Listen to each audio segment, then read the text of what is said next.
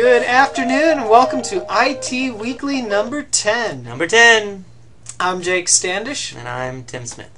And today we are going to talk about social bookmarking. Social bookmarking indeed. It says so right up there. Yes, it does.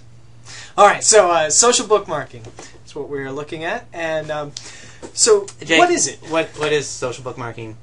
You know, I hear about social networks, Facebook, MySpace. We've mentioned a few before. But social bookmarking? Well, yes. Social bookmarking, it's as powerful as any of these other things that you've mentioned here. You know, Google Docs is an excellent example of a resource that's available to us that is cloud-based. Social bookmarking is a way, I find, to actually make bookmarking cloud-based as well. All right, so when you go to a website and you bookmark it and it goes into your favorites, that's bookmarking, right? But those are just my favorites. Yes. All right, so social bookmarking, you do something similar? Yes, you do. Okay. So, however, instead of putting it into your browser, you're putting it into the cloud. All right. Which is servers all over the world that anyone can access. So the social part is, because it's up there and you can access it from anywhere, you could also allow anyone else to access it. That's pretty cool. It is. So they could see the bookmarks that I want them to see. Yes. So I can see the bookmarks that you've made. Yes. And then you don't even have to be on your computer to see your bookmarks. Exactly. You can go to any group of computers. So two major aspects of social bookmarking is your bookmarks are now portable. You bookmark something at school, you can go home and you can see that bookmark. Very cool. You don't have to be on that computer you made the bookmark from. You can see it from anywhere. You can see it from a smartphone as well. That's pretty cool. I like the social aspect because now we're talking about sharing links. We're talking about sharing bookmarks. I can actually kind of follow you like I would on Facebook or Twitter, but I can follow you in your bookmarking and I can say, I like the way Jake thinks about things, and now I can see the stuff that you're bookmarking. Exactly. Cool. Which sharing research, really. Okay, sharing research probably has something to do with me because I'm interested in what you've got to do. All right. And really, we thought about doing social bookmarking right now because, you know, the year is winding down. You're starting to plan your summer, but also starting to think about, well, how am I going to improve next year? What am I going to do differently? Where can I find resources? Yeah, I'm always looking for stuff. I'm always looking for more resources. Right. So, so we want to be able to give something for you to start helping you organize what you're going to be researching. Cool. And that is a major aspect of social bookmarking as well. Yeah.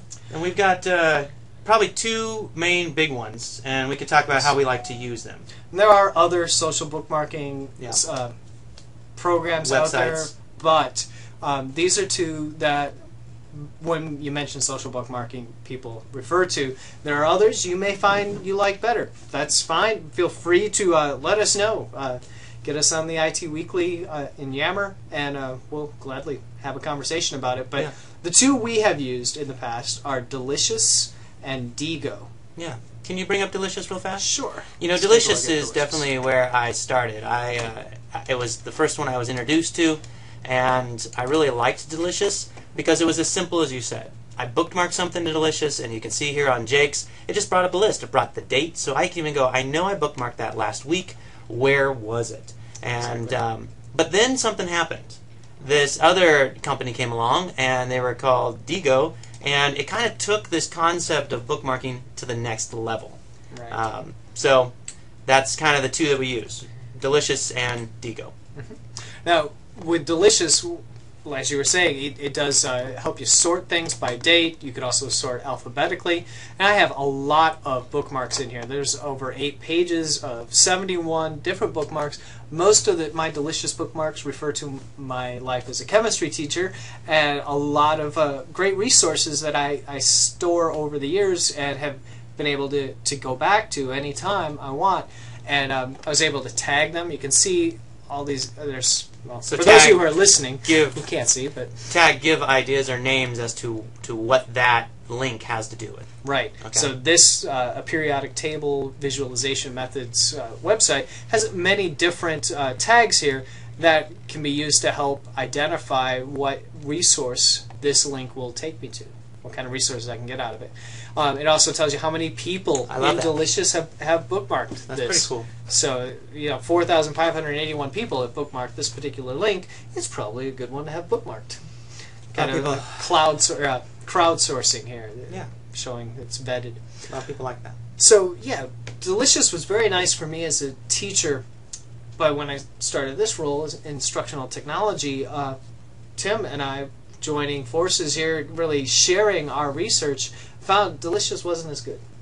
Yes. diigo has some advantages. So let's take a look at what diigo could do differently. One of the things I like about diigo, you can see right there, it's not just about bookmarking, but you can highlight the web, which is kind of cool. So if you find things out there, you can put sticky notes up on the web. So you can go to any website, and I could put a sticky note, and then Jake, you could go to that website, or anybody out there in the cyber world could go to that website, and you could see my sticky note hanging out there, and you can actually respond with me, and we can talk about the website right on the website.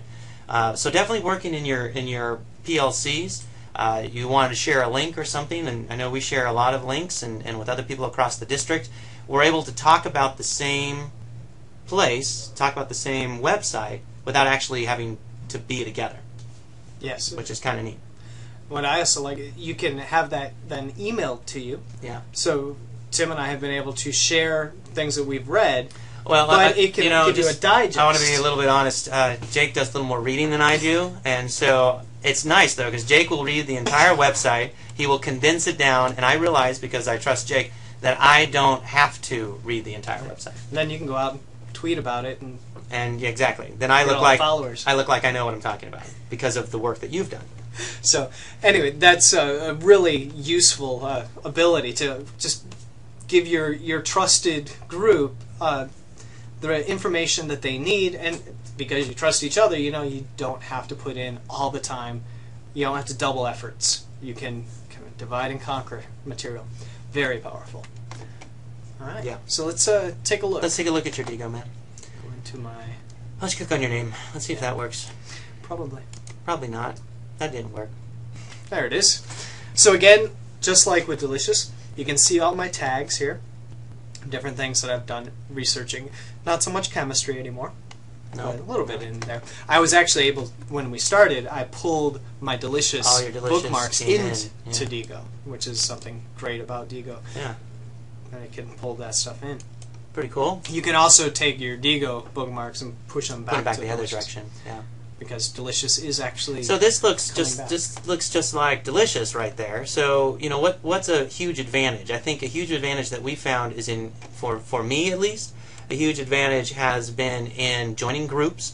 So if you click on your groups, some of these groups that we have made, but I've also joined groups that are like large. Yes.